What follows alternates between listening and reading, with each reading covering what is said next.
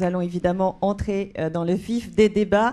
Merci en tout cas d'avoir souligné l'importance de la télévision et la place de la télévision pour lutter et progresser pour l'égalité entre les hommes et les femmes. Évidemment, la télévision qui véhicule des représentations collectives importantes. Alors, on va s'interroger sur ce que nous donnons à voir dans nos programmes et on va commencer par les programmes jeunesse. Que donnons-nous à voir à nos enfants? C'est évidemment important puisque les enfants deviendront grands et détermineront les choix de société de demain. Pour animer, pour faire vivre ce premier débat, je vais vous demander d'accueillir Tiffaine de Raguenel, Pierre Siracusa, Ève Baron et Brigitte Grésy. Merci de me rejoindre sur scène. Alors, un petit tour de table des présentations. Tiffaine de Raguenel, directrice des activités jeunesse de France Télévisions. Pierre Siracusa, directeur délégué à l'animation de France Télévisions. J'ai envie de dire, excusez-moi, hein, en dehors de cette jolie fonction, vous êtes un peu notre quota masculin sur ce débat quand même. Merci d'être venu vous joindre à nous. Ève Baron, directrice de la société de production Mondo TV. Vous avez été pendant 10 ans directrice des programmes de Canal J. Puis directrice des programmes jeunesse de France 3 entre 2000 et 2006. Et vous avez en diffusion sur France 5, et on aura l'occasion de le voir, ce joli personnage de Lulu Vroumette. Nous y reviendrons ensemble. Et puis Brigitte Grésy à mes côtés, secrétaire générale du Conseil supérieur à l'égalité professionnelle, co-auteur du rapport sur l'égalité entre les filles et les garçons dans les modes d'accueil de la petite enfance. Et c'est avec vous qu'on va commencer. On parle de stéréotypes. De quoi s'agit-il exactement? De quoi parlons-nous?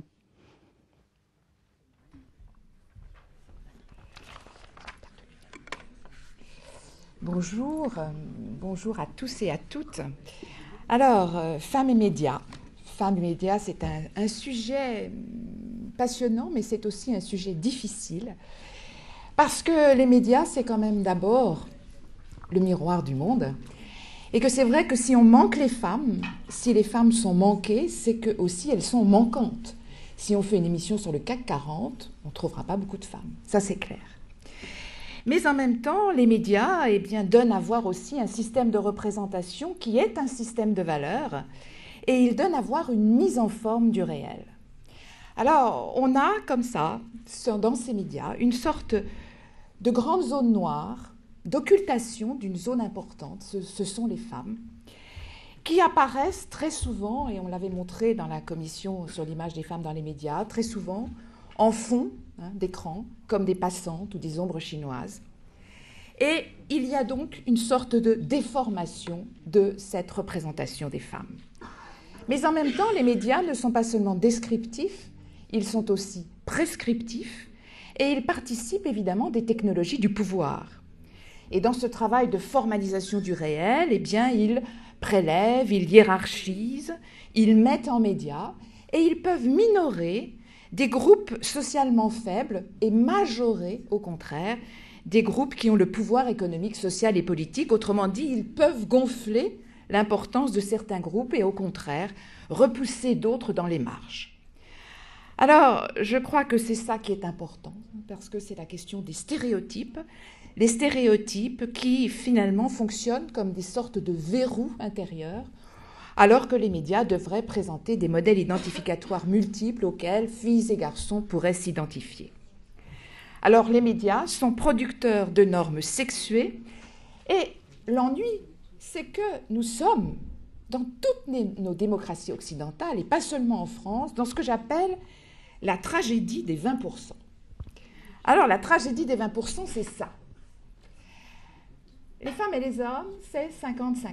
Les femmes, c'est la moitié de l'humanité, tout le monde le sait. Ce que l'on sait moins, c'est qu'en matière de formation initiale, c'est-à-dire d'investissement, les femmes, c'est 2/3 des étudiants du 3e cycle. Et pourtant, regardez ces chiffres, à l'Assemblée nationale, un peu plus de 20%, 26% de femmes. Dans les conseils d'administration du CAC 40, et grâce à la loi et aux quotas, on est même à 25% aujourd'hui. Dans les différences de rémunération, toujours aux alentours de 20, 27. Et puis, dans les médias, 18 à 20% de femmes expertes. Et là, 20%, alors ce n'est pas les femmes, c'est les hommes. Simplement 20% des personnes à temps partiel, ce sont des hommes. Et 20%, vous le connaissez celui-là, 80% des tâches domestiques, ce sont les femmes et 20% les hommes. Donc ça, c'est la tragédie des 20%. Alors, évidemment, pourquoi c'est comme ça? Et c'est la faute des stéréotypes. Les stéréotypes, finalement, ce sont des éléments de confort. Vous savez qu'on est tous tombés dans la marmite des stéréotypes quand on était petit, c'est-à-dire qu'on ne peut pas se débrouiller dans la vie sans stéréotypes. Mais il faut faire une différence entre les stéréotypes et la catégorisation du réel. La catégorisation du réel, ça consiste à découper le monde en ensemble de choses et de personnes de même nature à partir de leurs caractéristiques. Eh bien, c'est une opération mentale normale, automatique. Je vois un homme avec un attaché-caisse, un costume cravate et je me dis c'est un homme d'affaires. En revanche, les stéréotypes, ce sont des représentations simplifiées et déformées de la réalité, des images figées et grossières qui consistent à attribuer quelques éléments qui appartiennent à des éléments d'un groupe à tous les membres de ce groupe. Et la question essentielle, c'est que bien souvent, ils sont invisibles, c'est-à-dire qu'il faut les décrypter.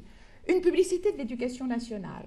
Laura a trouvé le poste de ses rêves, elle est en rose, elle a une position avec un genou replié, genre décontracté. Julien, très proactif sur son micro, il a trouvé un poste à la hauteur de ses ambitions, il est en bleu. Manifestement, et elle, on a l'impression qu'elle lit un roman, à qui vous donnez la préférence pour avoir une carrière boostée, forte et avec une bonne montée en puissance.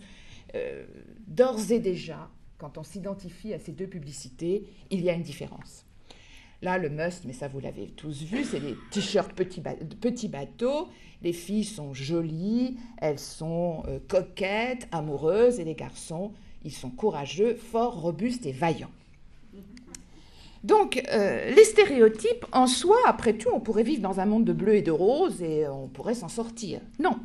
Le problème, c'est que, finalement, il y a deux menaces du stéréotype. La première, c'est que le stéréotype peut devenir discriminatoire lorsqu'il limite le développement, l'expression ou l'exercice des droits des personnes appartenant au groupe considéré.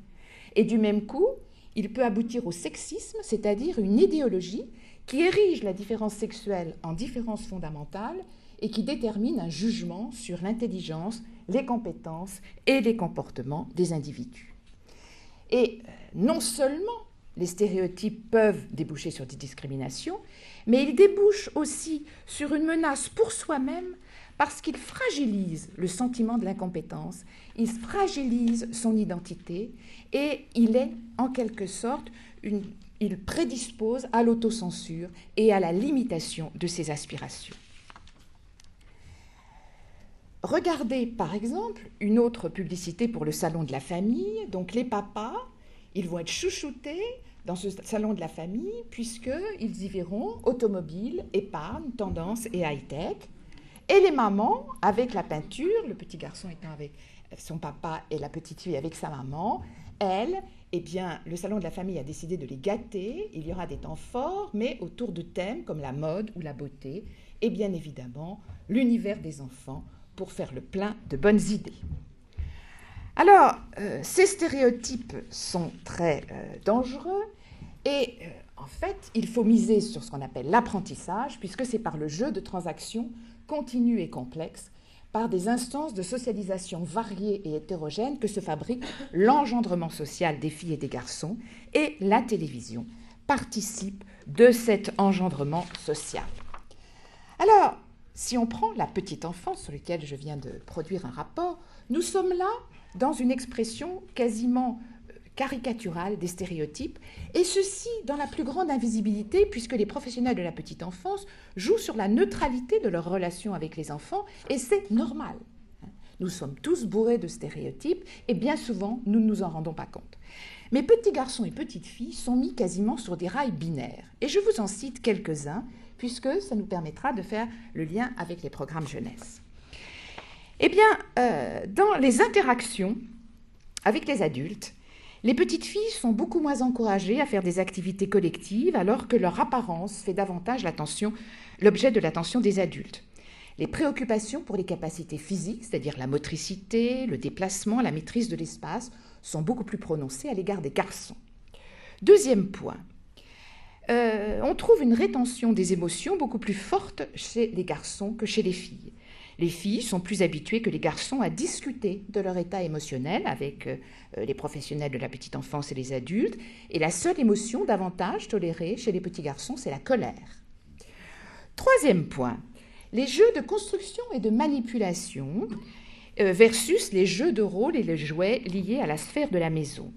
Les jouets pour les filles, comme les dinettes, les poupées, les magasins, renvoient davantage à des jeux de faire-semblant, à des jeux de rôle comme maman ou comme papa, mais plus rarement, dans lesquels les enfants vont plutôt acquérir des compétences verbales.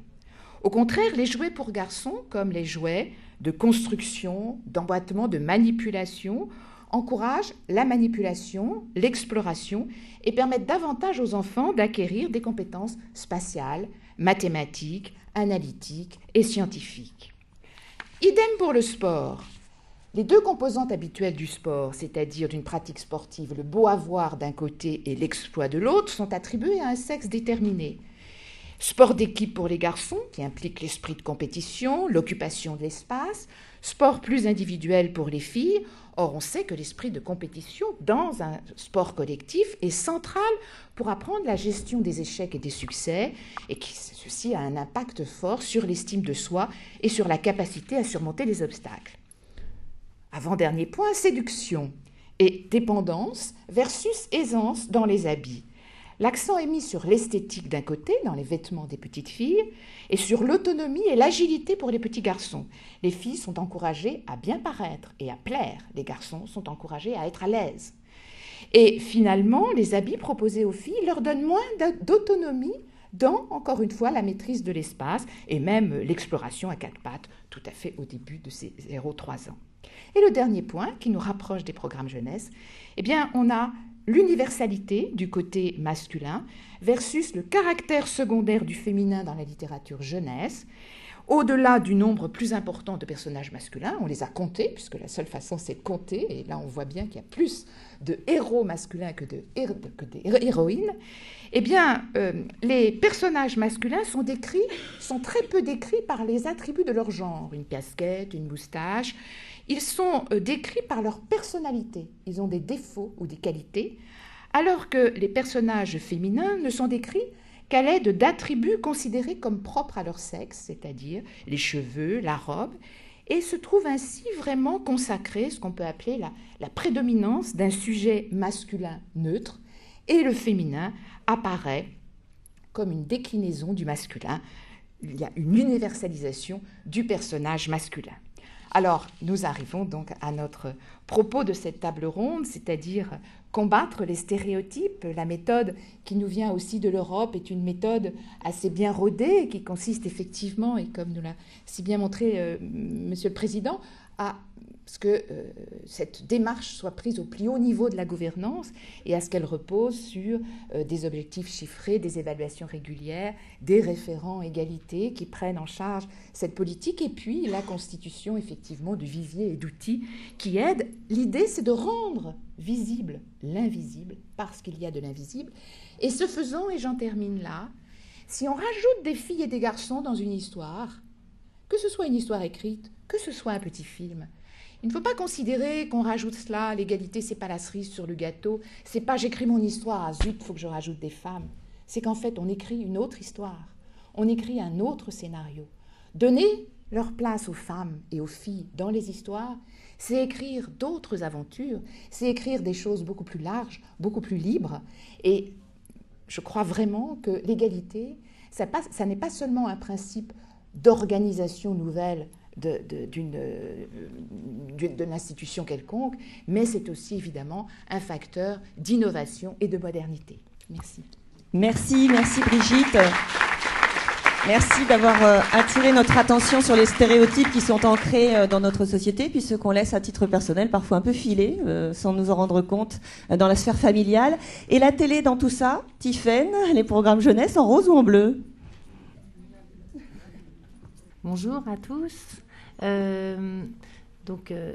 J'ai la charge de m'occuper des programmes jeunesse chez France Télévisions. Je suis directrice des activités jeunesse. Je partage cette responsabilité avec Pierre. Donc la parité est respectée à la direction des programmes jeunesse, en tout cas. On voulait commencer par vous montrer quelques images qui illustrent un peu la question des stéréotypes tels qu'on se les posait, et puis la manière dont, dans les programmes jeunesse, ça pouvait se montrer. Je croyais qu'on commençait par ça, mais peut-être pas. Sinon, je parle. Salut, je m'appelle Iris et je suis une ado presque comme les autres. Je passe ma vie avec mes meilleurs amis.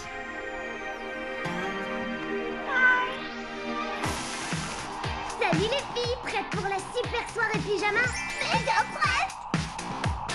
Bon, elles font rien que des trucs nuls, les filles. Déjà, les garçons, c'est plus fort. C'est une question de muscles.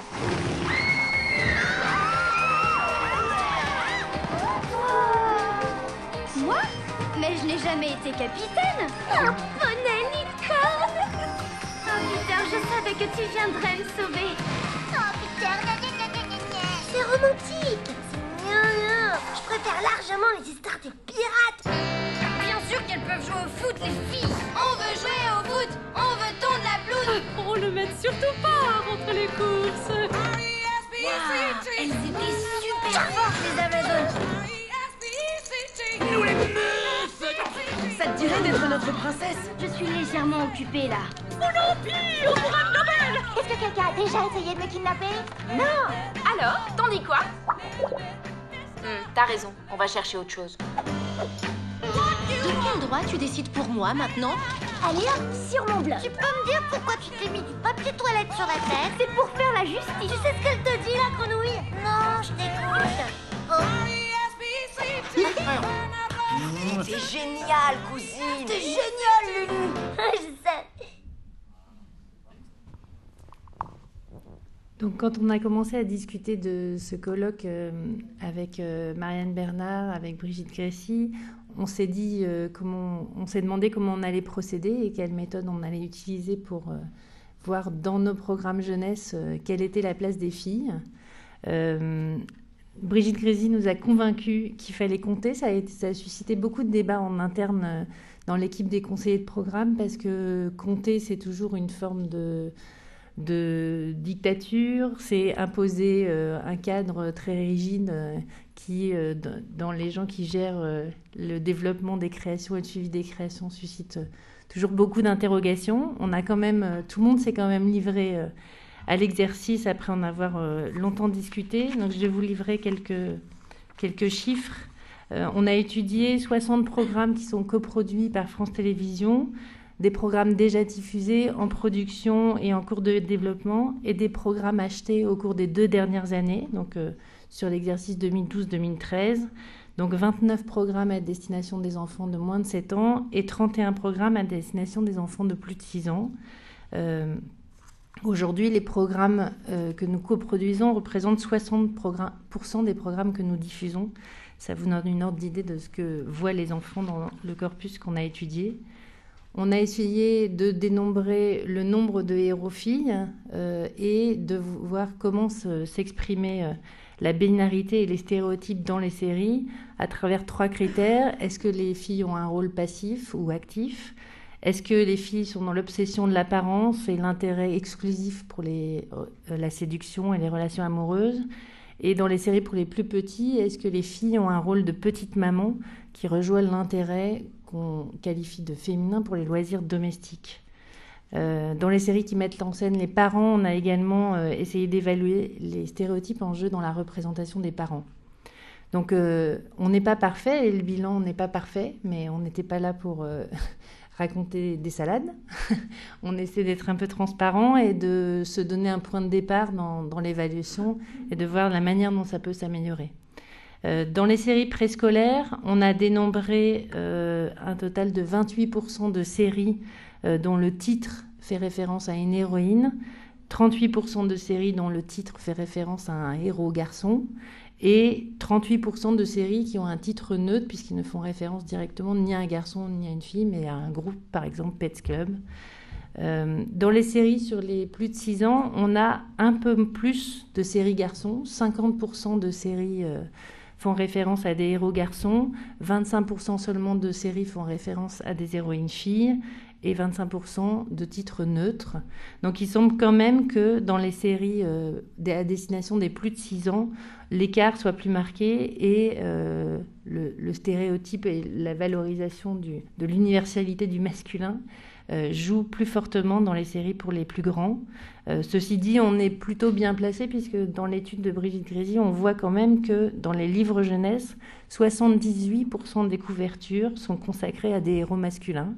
Donc on peut dire déjà que dans les séries d'animation, on est un peu mieux placé, même si il y a encore un peu de chemin pour respecter la parité.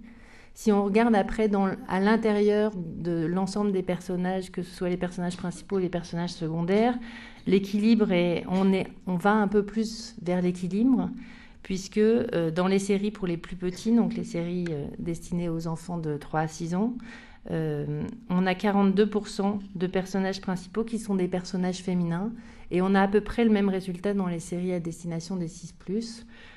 Donc à l'heure où les héros constituent quand même le ressort essentiel de l'écriture des séries d'animation, plus que l'histoire et la narration à la télévision, les héros féminins trouvent une place vraiment importante.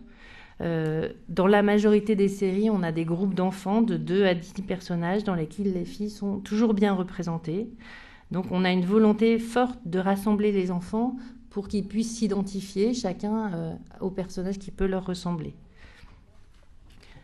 Au sein des séries à destination des plus de 6 ans, on a quand même 5 séries qui ne proposent aucun personnage féminin, puisqu'on évolue quand même dans un contexte où la segmentation filles-garçons, Brigitte l'a rappelé dans les jouets, et également dans les chaînes de télévision thématiques qui favorisent l'hypersegmentation, des segmentations filles-garçons, qui font qu'il y a des séries d'animation qui existent, nous en achetons certaines, qui favorisent des univers essentiellement garçons. On peut citer les Tortues Ninja, Dofus que nous diffusons. Mais toutes ces séries qui ne proposent que des héros garçons ne semblent pas vraiment former une catégorie homogène, puisqu'on a également Garfield, Oggy et les Cafards et les Dalton, qui sont des pures séries comédies qu'on ne peut pas qualifier de séries aventures garçons, et qui pour autant ne présentent aucun personnage féminin. Oggy et les Cafards, dans la dernière saison, fait apparaître une héroïne féminine, mais qui n'est pas son stéréotype. Vous l'avez vu apparaître rapidement dans le clip. On a également des séries qui ne mettent en scène que des filles, ou exclusivement des héroïnes féminines, comme les Wings, qui est sans doute une des séries les plus caricaturales parmi celles que nous diffusons, et qui répond vraiment plus à la logique du marché tel qu'il se constitue aujourd'hui de la jeunesse. À la manière des séries Action Garçon, elle relève d'une vision très stéréotypée, puisque les filles sont dans l'action et dans la compétition, mais obsédées par leur apparence et la séduction, et valorisant plus la coopération que l'exploit en lui-même. Donc c'est comme ça qu'on bascule vers les rôles qu'on donne aux filles dans les séries.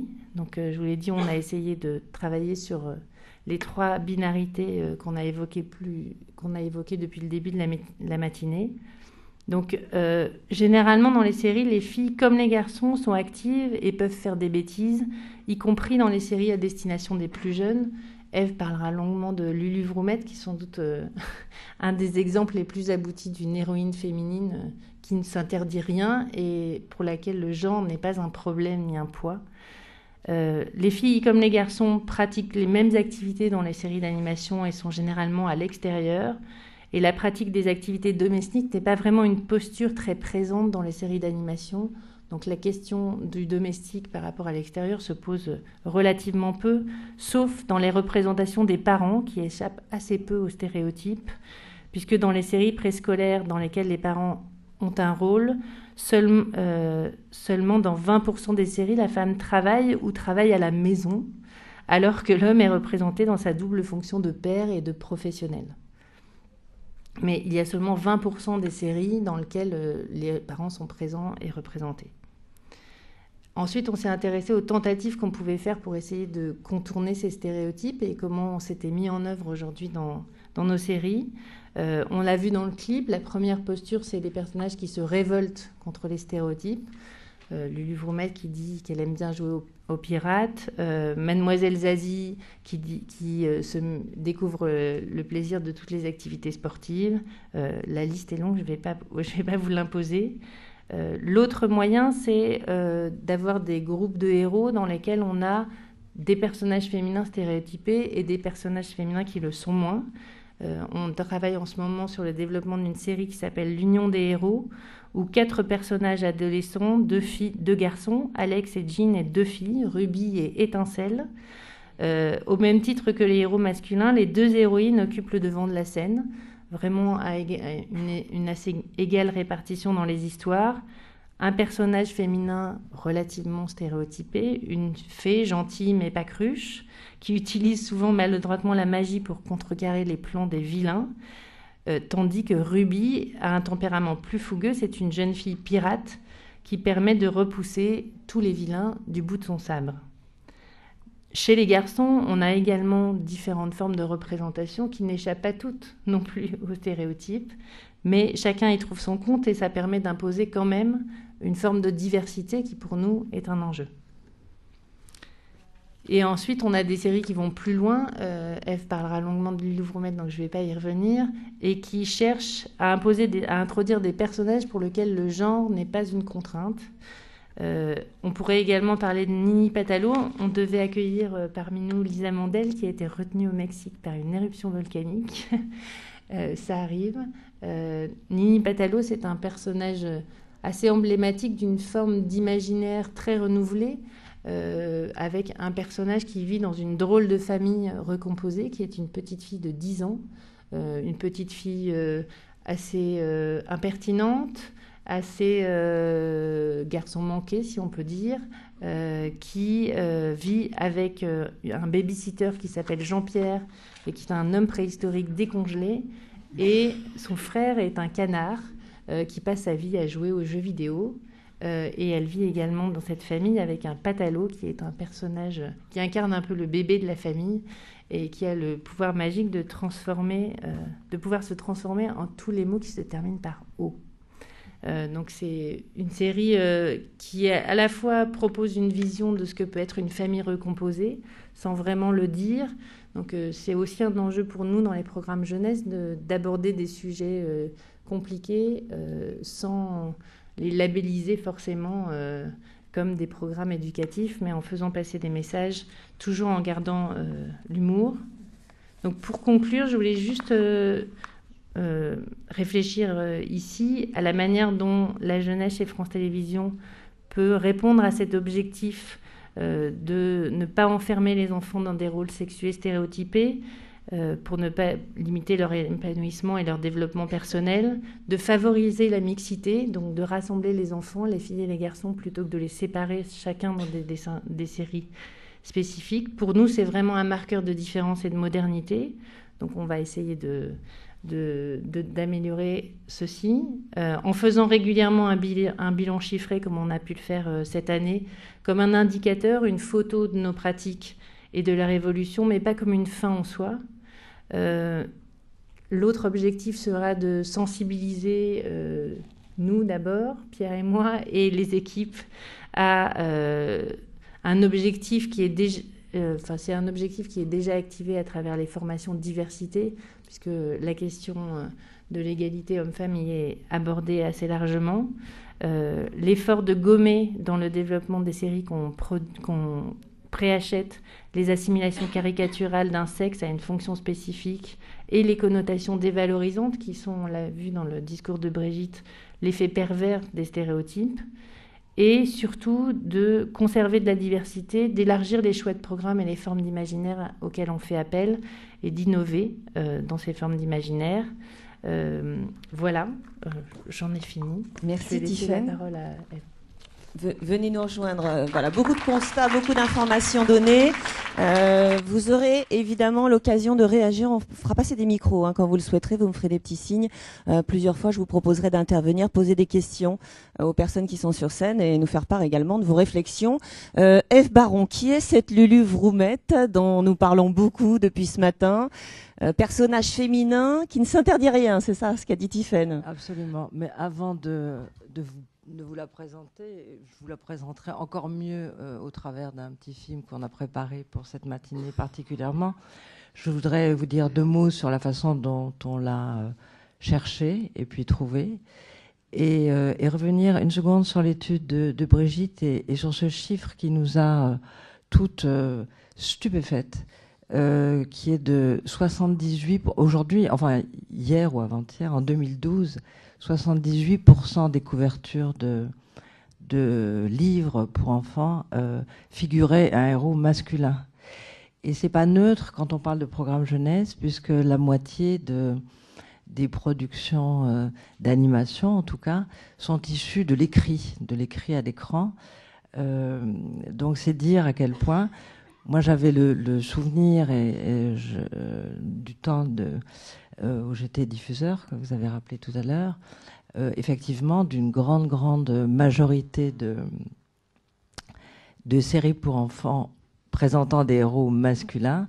Et c'est vrai qu'en devenant productrice, j'ai souhaité vraiment arrêter ce phénomène de la part belle aux garçons qu'on constatait dans les programmes pour la jeunesse, et de enfin donner la part belle aux filles. Donc c'est une vraie volonté de ma société, de mon équipe, de mettre en scène des filles, et des filles différentes, enfin des filles différentes des stéréotypes dont on a parlé tout à l'heure. Et c'est comme ça qu'on a cherché Lulu Vroumette, donc qui est issue, elle, d'albums pour la jeunesse, écrits par Daniel Picouli et illustrés par Frédéric Pillot. Donc c'est à noter, Lulu Vroumette a 2 papas. Et vous allez voir au travers du film que je vais vous proposer maintenant, on va regarder un extrait, à quel point elle mérite bien son nom de Vroumette. Et on en reparle ensuite.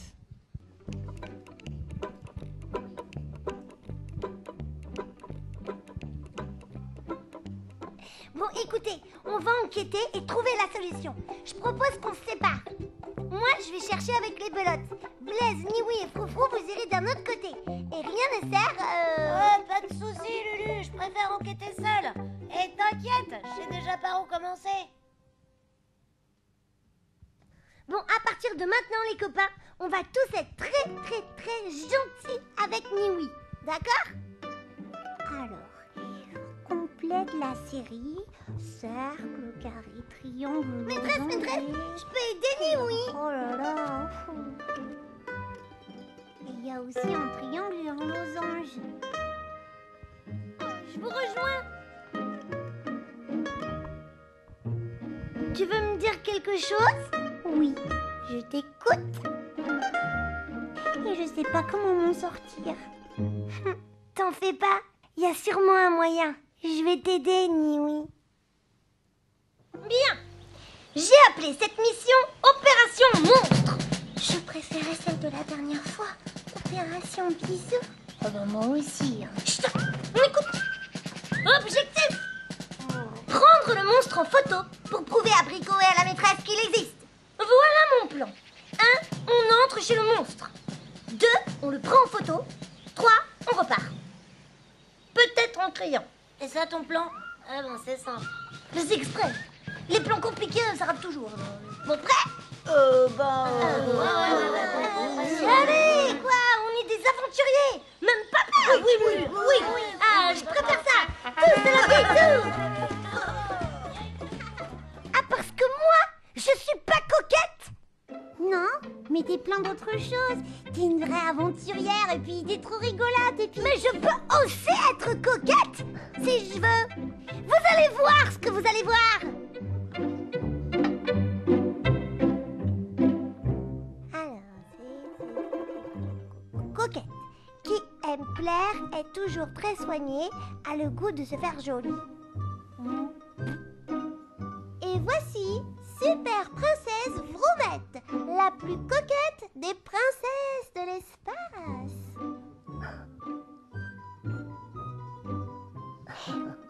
C'est qui? T'étais très bien avant, ma Lulu. Et puis maintenant, bah, t'es plus tout à fait, enfin, comme avant, quoi. Oui, vous avez sûrement raison. En fait, j'ai pas besoin de changer. Attendez, il n'y a peut-être pas que des princesses coquettes. Il y a aussi des super princesses pirates à couette. Certainement pas sur mon bateau, pas de princesse pirate à couette. Ah, quasi. Et en plus, elle est féroce.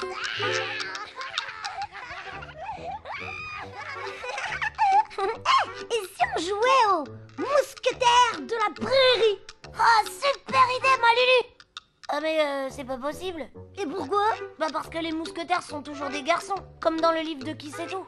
Bah oui, Lulu, c'est vrai. On dit toujours un mousquetaire. Ça n'existe pas, les mousquetines. Mais vous les entendez? Ah, c'est pas grave, Lulu. On n'a qu'à jouer à autre chose. Bah oui, vous pouvez jouer à un jeu de filles par exemple. Bon, Blaise, Niwi, Rebelote, c'est nous les mousquetaires de la prairie. Alors, un pour tous pour rien ne sert. Attendez! Je vous défie en duel de mousquetaires de la prairie. Filles contre garçons. Oh là là, doucement, doucement, Lulu, t'énerve pas. Rendez-vous devant le moulin maintenant. On va bien voir là qui sont les vrais mousquetaires. Et je m'énerve pas du tout. Mais...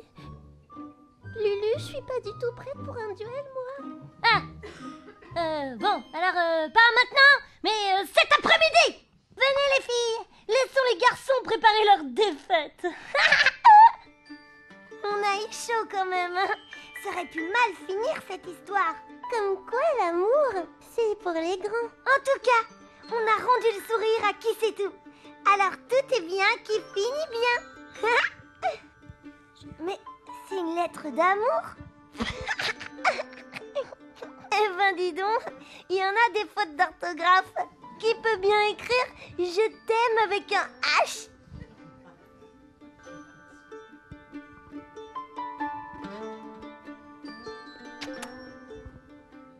Voilà, on connaît mieux Lulu Vroumette à présent.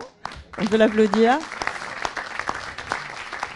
Alors comment est-ce qu'on fait ce travail en amont? Comment est-ce qu'on réfléchit sur la lutte contre les stéréotypes? Brigitte disait tout à l'heure, on remplace pas seulement un personnage masculin par un personnage féminin, on réécrit toute l'histoire. On cherche l'héroïne qu'on souhaite offrir aux enfants. En l'occurrence, moi, je voulais vraiment une petite fille exemplaire, d'une petite fille qui s'interdise rien, qui soit pas encombrée par les stéréotypes ou les dictates qu'on impose aux filles, même en toute bonne conscience. Dans votre étude, il y a un aspect qui est intéressant qui dit que on pousse beaucoup les garçons vers l'extérieur. Les garçons sont poussés à avoir des activités moteurs, les filles plus à jouer des jeux de rôle. Là, on le voit. Toute la série met en scène des enfants qui sont dans la nature, parce que c'est une série qui incite les enfants à découvrir la nature, ses beautés, à la comprendre et à avoir envie de la protéger. Ils sont tous ensemble, filles et garçons, aussi extérieurs que les autres. Et en l'occurrence, Lulu est le moteur de la bande. Les autres ne lui contestent pas son rôle de leader, parce que c'est sa nature. Et donc, mais ils savent la remettre à sa place quand elle dépasse les limites, et elle le reconnaît malgré sa mauvaise foi. On l'a vu, elle est assez de mauvaise foi quand il le faut. Mais en tout cas, c'est une petite fille qui s'interdit rien, ni les jeux de garçons, ni l'écoute, parce qu'on le voit, elle a aussi ces qualités qu'on attribue aux filles, c'est-à-dire cette capacité à parler de ses émotions. Elle parle des siennes, mais elle parle de ceux des copains aussi. C'est un des grands moteurs de la série, c'est identifier le problème de chacun des copains, essayer de lui faire... de le comprendre et puis essayer d'y trouver une solution. Donc elle est souvent moteur aussi dans comment trouver une solution pour aider le copain. Et je dirais que avant toute chose, et on a consacré beaucoup d'épisodes à l'acceptation de sa différence. On peut être petit et courageux, on peut être fille et pirate à couette. On peut être costaud, même voire un peu fort, mais utiliser cette force pour le bien de la communauté ou pour, en tout cas, s'exprimer. Et c'est ce qui est le plus important, c'est que chacun comprenne les différences On casse les préjugés en même temps. Et respecte celle des autres. Et c'était ça aussi le but de la série. Pierre Siracusa, comment est-ce qu'on intègre le paramètre de la lutte contre les stéréotypes hommes-femmes dans les programmes jeunesse? Où est-ce qu'on en est? Comment est-ce qu'on travaille aujourd'hui? Et qu'est-ce qui pourrait changer pour accélérer un peu les choses? Encore, aller plus loin. Alors c'est un vaste débat. Je pense que c'est... Alors moi j'ai été assez surpris des petites comptabilités qu'on a fait de nos programmes, et un peu déçu d'ailleurs, parce que j'avais l'impression qu'on était plutôt les bons élèves du PAF dans le soin qu'on a pris depuis longtemps à représenter la diversité, pas seulement sexuée, mais aussi en termes d'origine.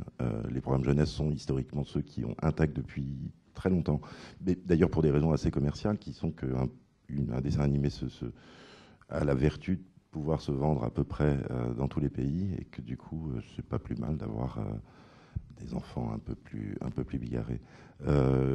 Donc moi j'étais assez déçu par nos résultats, parce que je crois qu'on se soucie de ça depuis très longtemps. Je suis un peu le doyen de l'équipe, mais Madame Cotta parlait tout à l'heure du poids de l'organisation dans les conséquences que ça a sur les équipes, hein, et historiquement, Ève est aussi là pour le prouver, la jeunesse a toujours été pas seulement d'ailleurs dans les chaînes publiques, mais aussi dans les chaînes privées, a toujours été une unité où la part des femmes était assez bien représentée. Ce qui était d'ailleurs, je pense, aussi un stéréotype de confier la responsabilité des programmes jeunesse aux femmes, et les autres... Donc on est plutôt soucieux de ça depuis toujours, avec cette idée quand même que on va pas se priver de jouer malgré tout avec des codes qui existent. Il n'y a pas de raison d'interdire aux petites filles de jouer aux princesses, ni d'interdire aux garçons de jouer aux super-héros.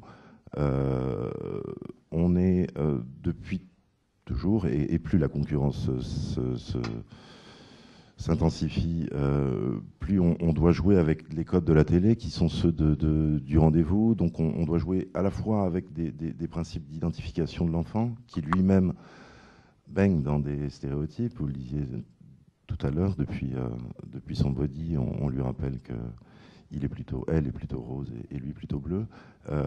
Mais on joue aussi avec un modèle aspirationnel sur lequel, justement, notre rôle à nous, c'est de réfléchir quelle représentation on va donner des figures qu'on propose aux enfants. Alors après, de là à dire que c'est nous qui structurons l'imaginaire de l'enfant, je pense que ça serait un petit peu exagéré, mais on participe de ça, de comment on relaie ou pas, et comment on questionne les codes que l'enfant lui-même s'est fixé. Je pense que le mot-clé, c'est...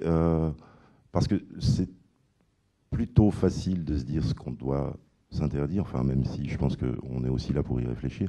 Je pense que la difficulté, c'est d'arriver avec des solutions toutes faites. Nous, on préconise d'abord un principe de diversité des modèles qu'on a à proposer.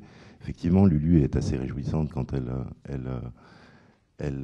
bat en brèche les codes classiques de la représentation de la petite fille. Après, il ne s'agit pas non plus forcément d'avoir des petites filles qui ont à faire la preuve qu'elles sont tout aussi masculines que les petits garçons. On est un peu triste que Lisa soit pas venue pour vous parler de Nini Patalo, parce que c'est aussi dans des formes comme ça à la fois d'absurde et malgré tout de représentation très réfléchie de ce que peut être l'organisation et domestique, familiale, et la manière qu'a la Nini en question de braver à peu près tous les... D'ailleurs, aussi pas mal d'interdits. Mais voilà, Nini n'est ni un garçon manqué, ni une contre-petite fille. Elle est un personnage qui d'ailleurs peut sembler pas si sexué que ça. Ce qui est d'ailleurs un des conforts qu'on a, nous, de jouer beaucoup avec des représentations, certes anthropomorphiques, mais qui sont aussi des représentations d'animaux, qui permettent de pas forcément poser le débat sur est-ce que c'est une fille, est-ce que c'est un garçon, est-ce qu'il faut questionner sa place dans le groupe au titre d'une masculinité ou d'une féminité. Vous dites on réfléchit beaucoup. On réfléchit beaucoup évidemment à la question des stéréotypes. On y pense depuis longtemps, mais finalement il n'y a pas de contrainte aujourd'hui. C'est-à-dire que ça dépend un peu de la sensibilité des conseillers ou des conseillères, en l'occurrence de programme. Est-ce qu'il est souhaitable de mettre un peu plus de contraintes écrites, chiffrées? Je connais le point de vue de Brigitte là-dessus. Moi, je suis personnellement un peu inquiet sur ce principe-là. Je crois qu'on a plus à gagner à se dire que dans telle série, c'est finalement le regard des garçons sur les petites filles ou les grandes filles qui est déterminant que réellement, quantitativement, la place de chacun des sexes à l'intérieur de tout ça. Encore une fois, on part pas de rien en jeunesse. On a... Je suis vraiment très déçu par nos chiffres. Mais vous voyez, c'est tout l'intérêt de temps en temps de chiffrer les choses. C'est quand même d'avoir le constat exact. On fera l'effort encore un peu plus. Après, comme l'a dit Tiffaine, un de nos enjeux à nous, notamment pour marquer notre singularité par rapport à l'offre privée, qui s'articule de plus en plus autour de chaînes thématiques qui, elle, aborde la question d'une manière très segmentée. Notre enjeu à nous est de plutôt rassembler les publics. Donc le vrai souci qu'on a actuellement sur la sélection des projets, c'est d'intégrer ça, cette capacité à rassembler garçons et filles, petits et grands, autour d'un programme qui donne à rêver, qui donne à questionner nos représentations du monde, mais du coup qui donne aussi à débattre à l'intérieur de la famille. Bon, si vous voulez prendre la parole, bien sûr, on vous passe le micro. N'hésitez pas à me faire quand même des grands signes parce qu'avec les lumières, on voit assez peu la salle. Je vous propose peut-être qu'on s'intéresse à ce qui se passe chez nos voisins. On aime bien aller voir un petit peu ce qui se passe à côté. Catherine Lottier, merci de nous rejoindre sur scène. Vous pouvez l'applaudir pour l'encourager. En matière de programme jeunesse, que font nos voisins? Catherine, vous êtes directrice adjointe de la veille et de la prospective programme à France Télévisions et vous nous présentez une étude passionnante sur ce sujet. Précédemment avec les autres interlocuteurs, ces sujets sont au centre des préoccupations de France Télévisions et donc à la direction des études et la cellule de veille que je représente ici, on a lancé au cours des derniers mois un certain nombre de réflexions et d'études aussi extérieures afin de nourrir cette réflexion. Donc l'étude dont je vais vous présenter aujourd'hui, une sélection en fait de la façon dont nous, à France Télévisions, on se l'est appropriée, a été réalisée donc par un cabinet qui est bien connu des producteurs et des gens audiovisuels qui s'appelle The Wit et qui fait du repérage de programmes à l'étranger, notamment sa directrice Virginia Musler. Et donc en fait le brief de cette étude, très brièvement, c'était on avait envie de faire deux choses. Il y avait un double objectif, c'était de repérer, de voir quelle était la forme que prenaient les contenus pour enfants à l'étranger qui luttaient contre les stéréotypes. Et la deuxième chose très importante, c'était de voir si cette forme et si cette intention, enfin ce résultat de lutter contre les stéréotypes était le résultat d'une politique des chaînes et en particulier des chaînes publiques et est-ce que ces chaînes publiques étaient guidées par une politique précise de leur tutelle à l'étranger. Donc on a fait un premier passage qu'il faudrait approfondir sur certains points, vous le verrez, qui sont assez intéressants. Donc au final, on a repéré des programmes dans 8 pays. Alors uniquement, on ne regardait que les programmes des chaînes publiques et que les programmes qui luttaient vraiment contre les stéréotypes, principalement des pays d'Europe du Nord, mais pas seulement. On a regardé aussi un petit peu, même si leur situation est très spécifique, en Amérique du Nord, aux USA et au Canada. Donc 3 idées fortes pour résumer très très simplement ce que nous avons retiré, les grandes lignes qu'on a retirées de cette étude. C'est que d'une part, la lutte contre les stéréotypes, dans ce qu'on a vu dans les programmes jeunesse, oui, est un enjeu parmi les chaînes publiques étrangères qu'on a observées. Et parfois, c'est même une obligation. Dans des cas assez rares, il y a quand même une restriction, un reporting qui est demandé aux chaînes très, très précis là-dessus.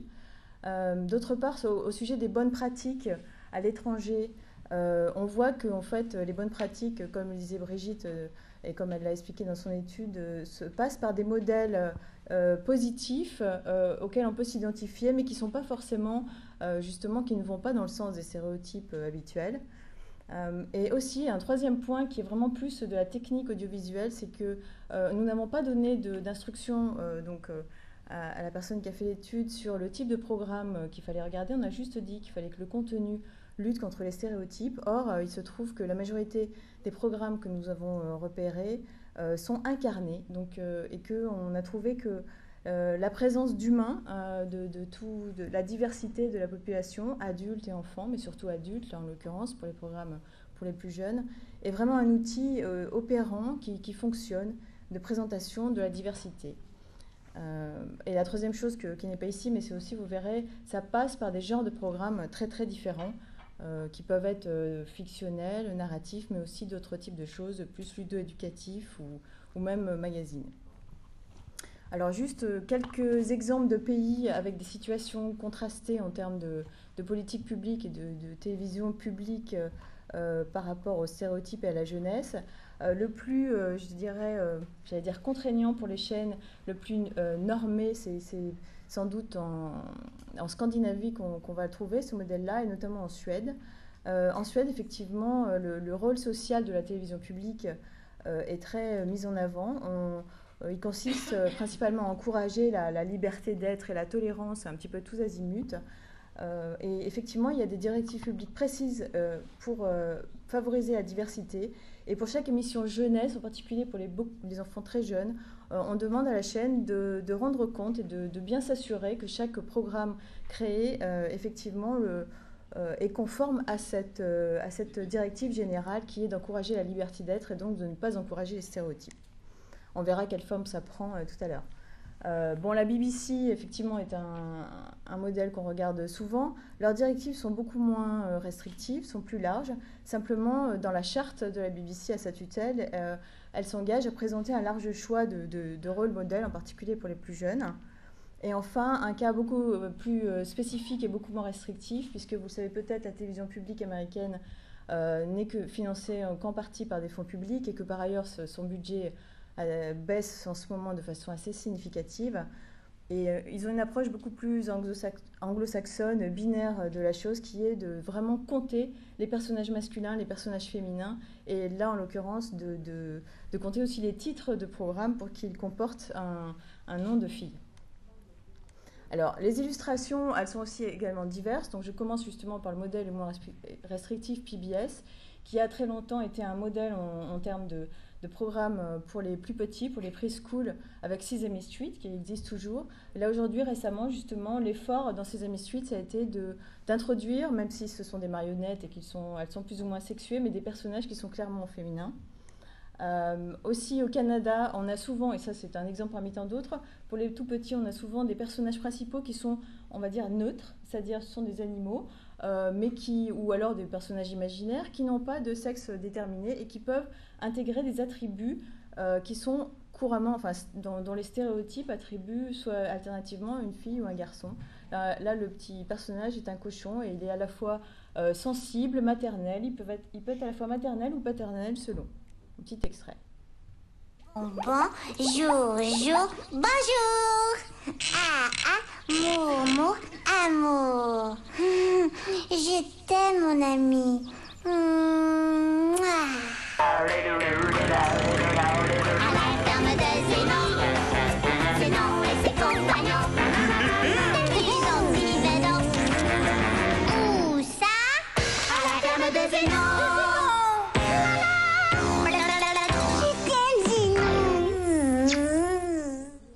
Est-ce que tu aimes ta nouvelle casquette, Anatole? Je lui ai donné pour son anniversaire. Anatole a 1 an aujourd'hui. Mais personne n'y a pensé sauf moi. Pauvre Anatole, il a de la peine dans son petit cœur. Et moi aussi. Voilà, donc Zénon, un petit cochon assez mignon. Là, un programme de la BBC donc, qui est assez représentatif d'une volonté de vouloir de laisser aux enfants la liberté de s'identifier à l'un ou l'autre des personnages, ou à l'un ou l'autre des métiers, des fonctions pas forcément stéréotypées. Donc c'est un programme de divertissement. Let's play, let's play, let's have an adventure, hooray! Let's play. Who could we be today? What could we do? I'd like want to drive a racing car or fly to the moon. I could be a firefighter, a farmer or a vet, a knight in shining armor, or I could be a chef. Let's play. Let's play. Let's have an adventure today. Alors après, on rentre dans je dirais la partie la plus contrastée de l'étude, qui est celle sur l'Europe du Nord et la Scandinavie, qui va assez loin parfois dans la lutte contre les stéréotypes. Alors une première chose qu'on retrouve beaucoup, c'est pour les petits, présenter un très grand nombre d'animateurs, tous très très différents, qui sont souvent des adultes et qui vraiment les guident et les accompagnent dans les programmes. Donc c'est le cas en Norvège, comme on vient de le voir, c'est le cas aussi en Suède. Leur programme preschool s'appelle Bolibompa, il est quotidien. Et comme vous le voyez, il est présenté alternativement par 7 animateurs, des filles, des garçons, 3 femmes, 4 hommes. Et ce sont des profils très divers, mais on n'en parle pas. C'est vraiment intégré dans le fil de l'émission. Par exemple, il y a un garçon qui parfois peut avoir un euro sur la tête. Bon, c'est pas très gênant. Deux garçons dont un aime beaucoup la couture, mais aussi les expériences scientifiques. Et puis, bon, ils s'adaptent d'une expérience à l'autre. Et on a choisi aussi de vous montrer des rubriques qui sont conçues spécifiquement pour aider les enfants de façon qui ne soit pas stéréotypée du point de vue du genre. Et là, par exemple, c'est pour les petits, c'est pour les encourager à s'habiller. Et donc, tous les animateurs y passent tous les matins, y compris cette jeune animatrice qui s'appelle Lovisa, qui est handicapée dans un fauteuil roulant, mais on n'en parle jamais, et qui aime bien faire du rap, aime bien bricoler, aime bien faire plein de choses. Färdiga och kör! Spännande att se vad jag ska ha på mig idag. Här var det mycket olika grejer. Oj! De flög i golvet. Då börjar vi med dem. Solglasögon. Ja, med skorna tror jag är en bra grej också.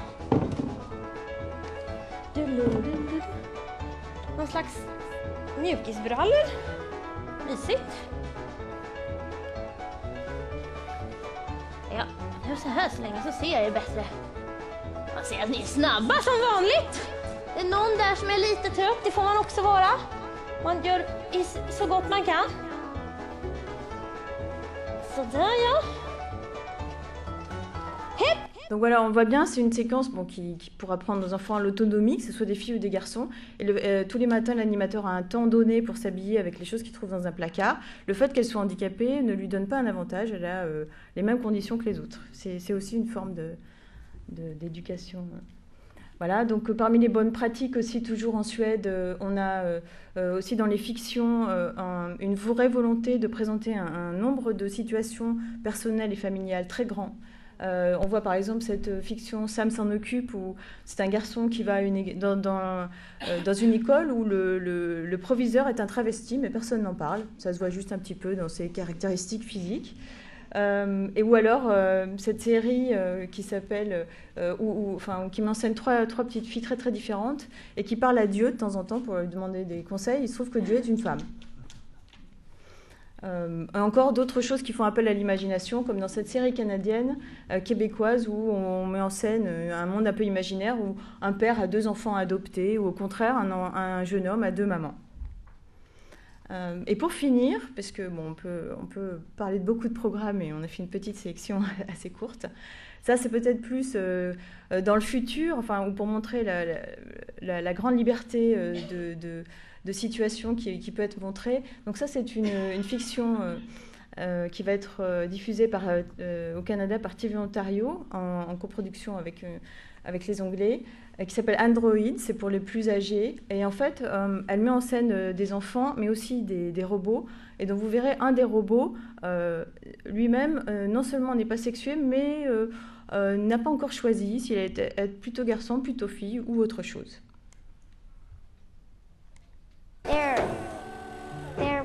They're my friends. That's Hand, that's Eyes, and they help me perform my experiments. Sorry, Hand. They're amazing. I think she likes you. Does she? Obviously. What about Eyes? He's a boy. What about that one? What about it? Is it a boy or a girl? How Pal hasn't decided yet. That's cool. Listen, pal, if you ever have any questions about being a boy, just ask. I'm kind of an expert.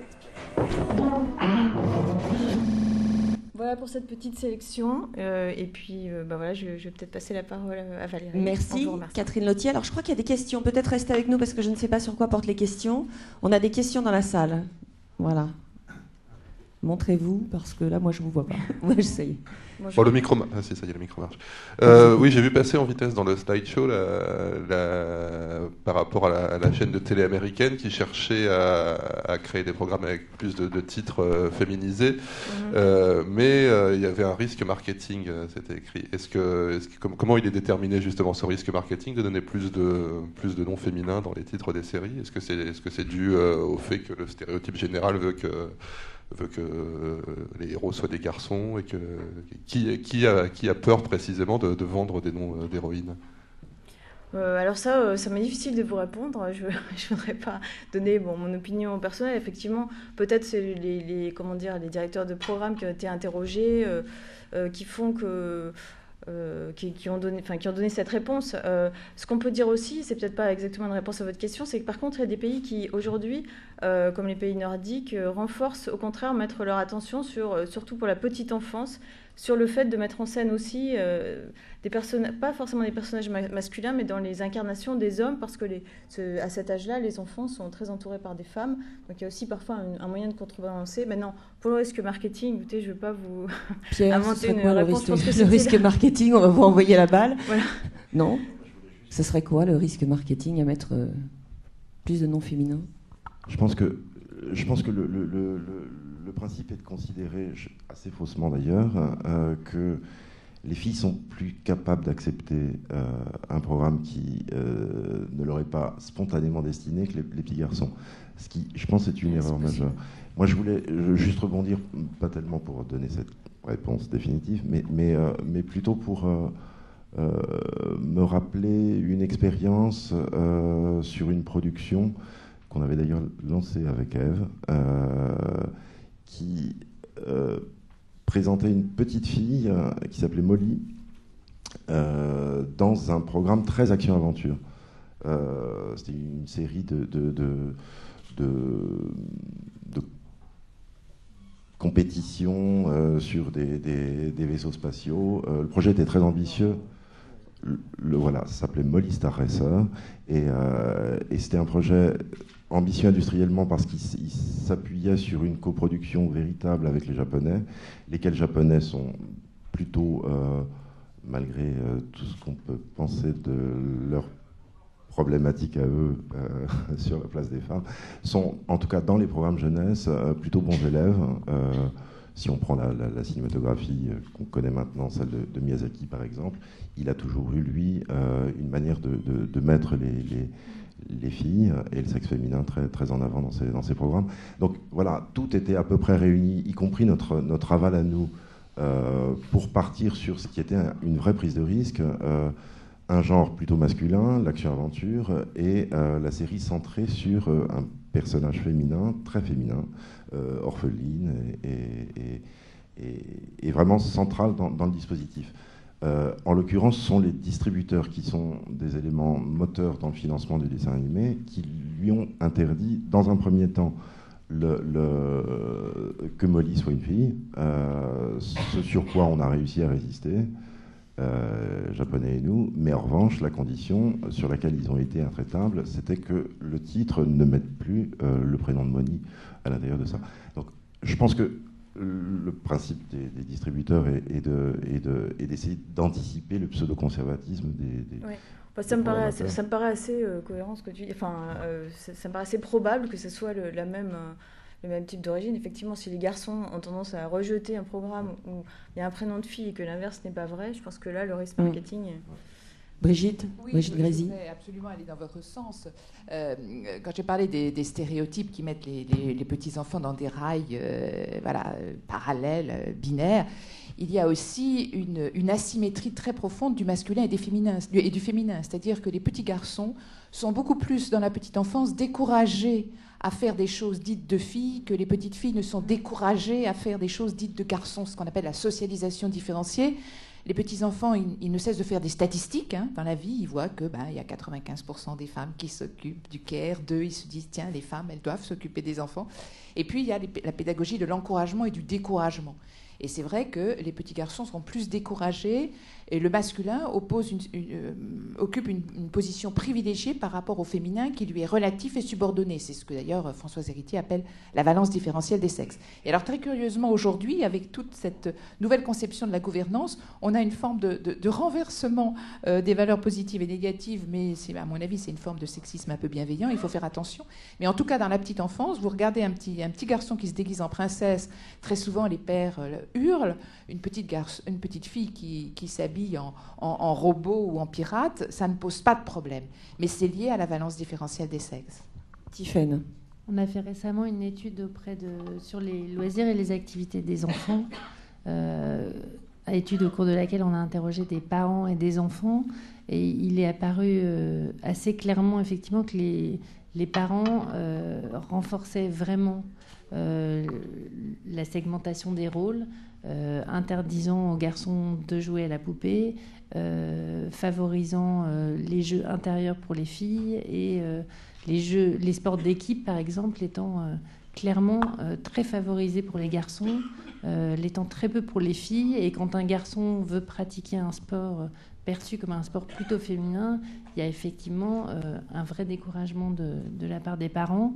Ce qui se traduit notamment au niveau de CM1 et de CM2 par une division des genres, chacun se regroupant de ce côté avec qui sa bande de copines, qui sa bande de copains, ce qui semble être un phénomène qui n'était pas aussi important il y a une dizaine d'années. Enfin, c'est ce que nous disait la responsable de l'Institut avec laquelle on a mené l'étude.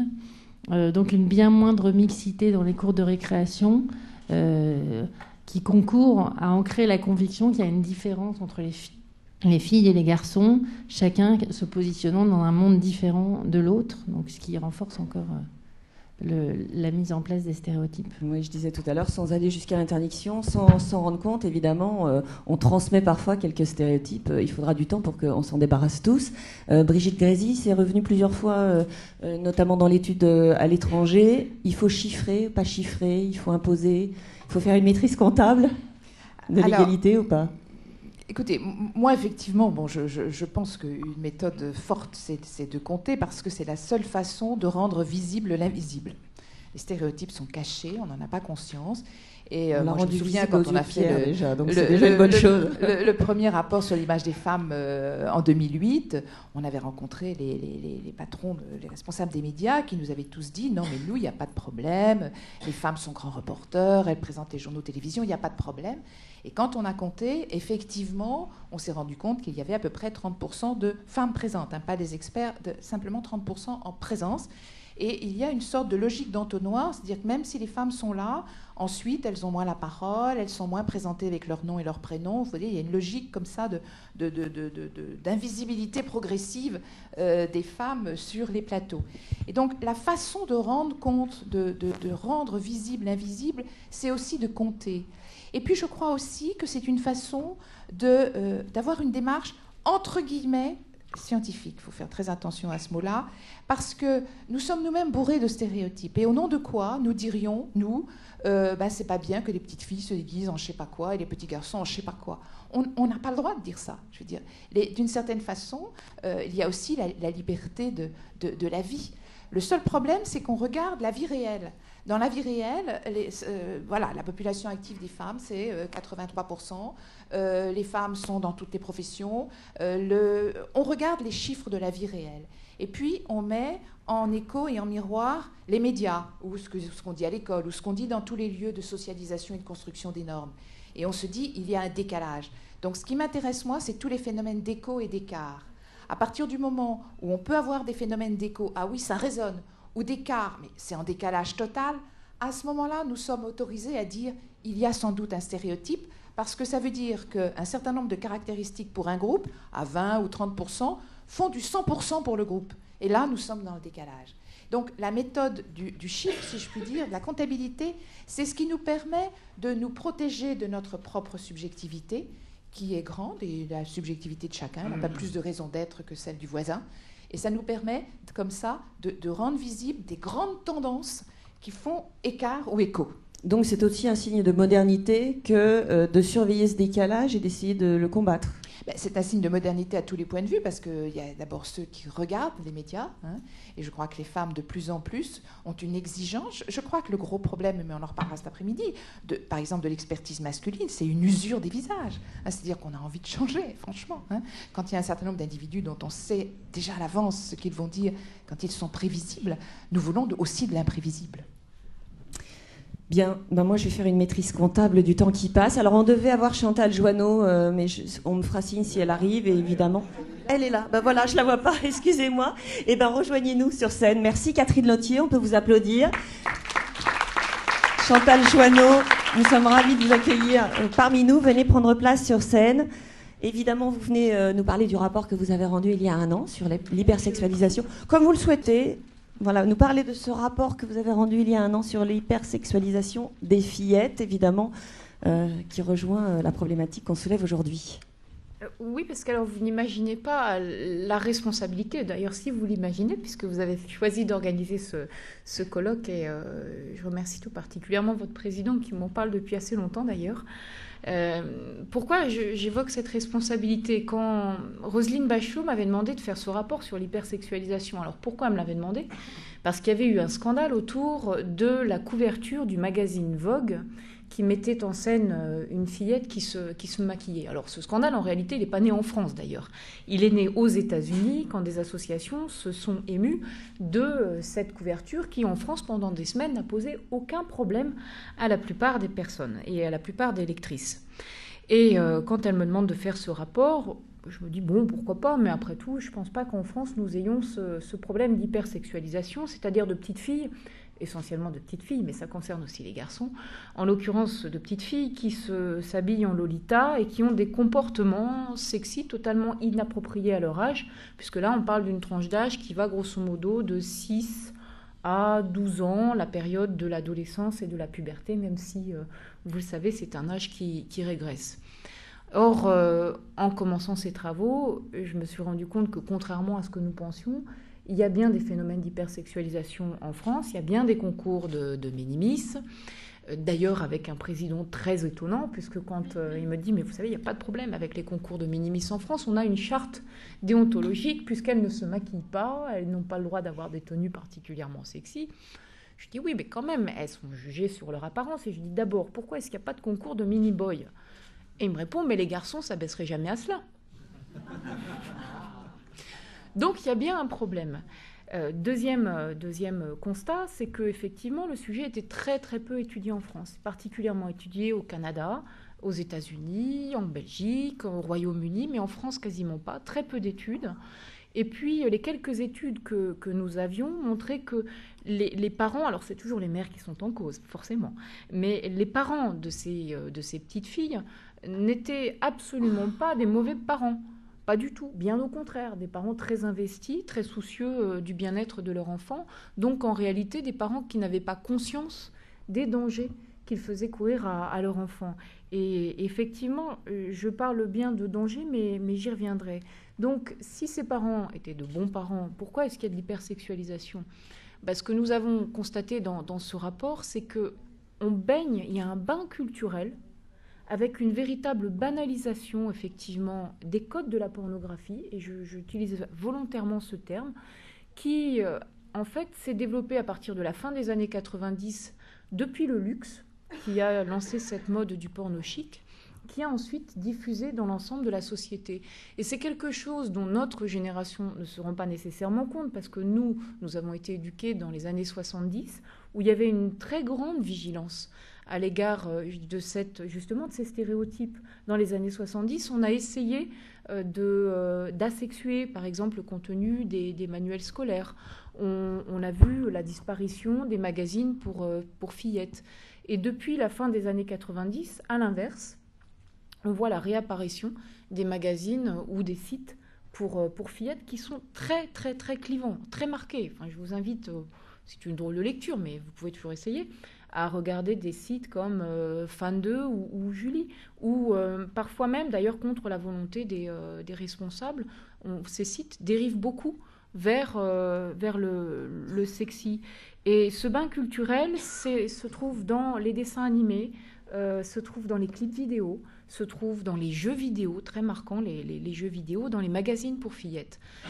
Ce bain culturel fait que les 3 stéréotypes associés à la petite fille, et je parle bien de petite fille, c'est d'être jolie, sexy et d'avoir envie de devenir star. Et ça marche. Le problème, c'est que ça marche. Le problème, c'est qu'effectivement, aujourd'hui, quand même des magazines assez sérieux essayent de faire des enquêtes auprès de leurs jeunes lectrices, ils se rendent compte que ces aspirations sont maintenant bien imprégnées par les petites filles. Quand, par exemple, la rédactrice de Fan 2 constate que quand elle utilise le terme de sexy sur son site internet, les connexions sont multipliées par 10 000. La rédactrice en chef de Julie, qui fait dans des enquêtes régulières, constate qu'aujourd'hui, la première aspiration des petites filles, c'est de devenir star. C'est pas d'être ingénieur, c'est pas d'être architecte, c'est de devenir star. Donc ce bain, malheureusement, marche. Alors, on pourrait se dire, finalement, c'est pas grave. Elles veulent jouer à, ça a toujours existé. Si, c'est grave, dès lors que ça devient la norme. Jouer à se maquiller, c'est pas grave.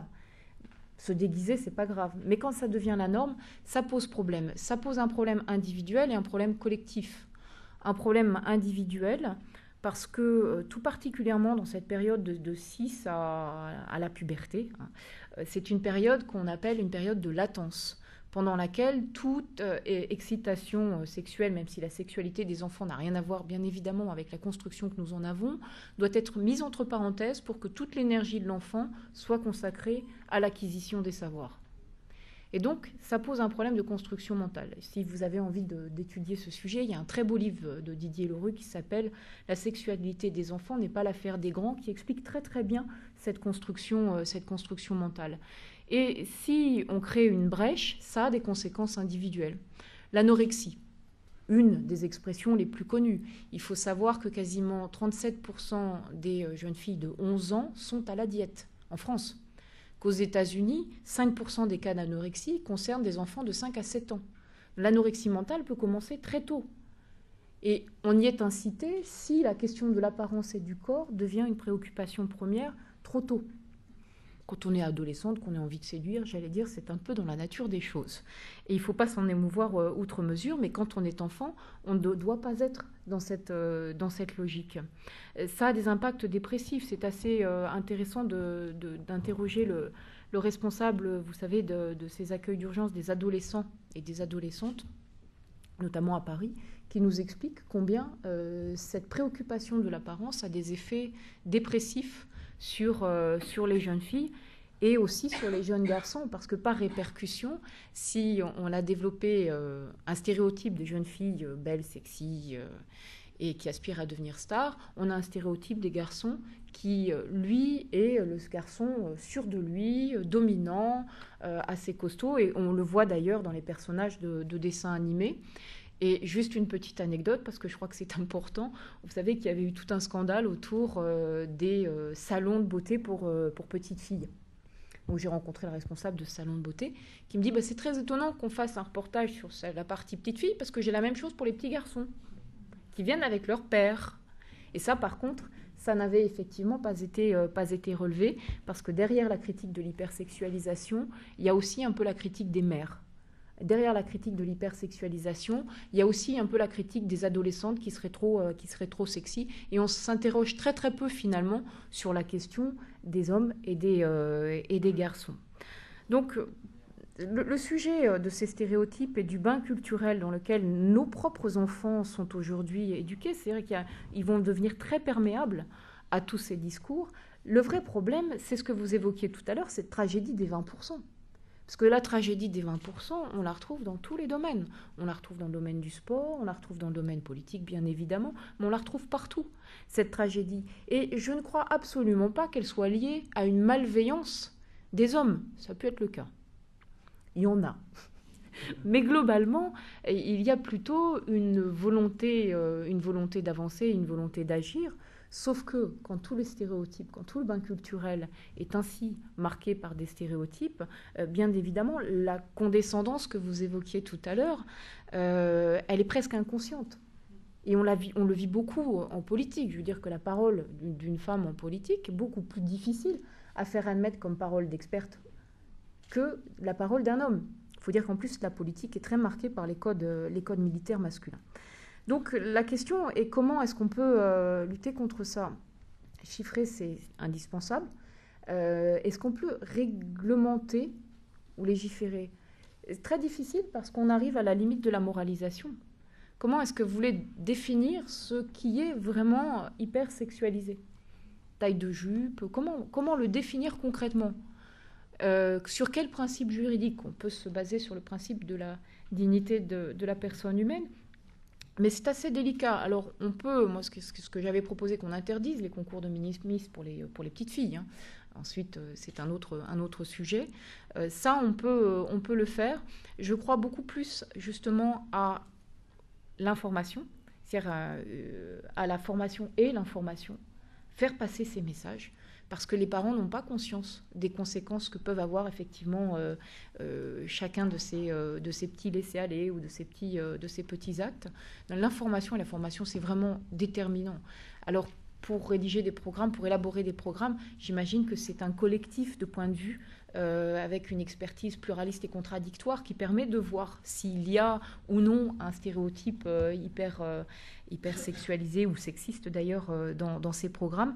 Et puis je crois aussi beaucoup à ce qu'on pourrait appeler l'empowerment, c'est-à-dire la possibilité même pour les citoyens de dire ces tenues vestimentaires ou ces programmes ne vont pas dans le bon sens. Le Royaume-Uni, pour qui c'est un vrai problème, la question de l'hypersexualisation, parce que c'est beaucoup plus fort que chez nous, a mis en place un site internet public où les parents, les familles peuvent signaler ce qui leur paraît comme inapproprié. Et si une marque ou une chaîne est trop souvent signalée, alors les pouvoirs publics demandent des comptes.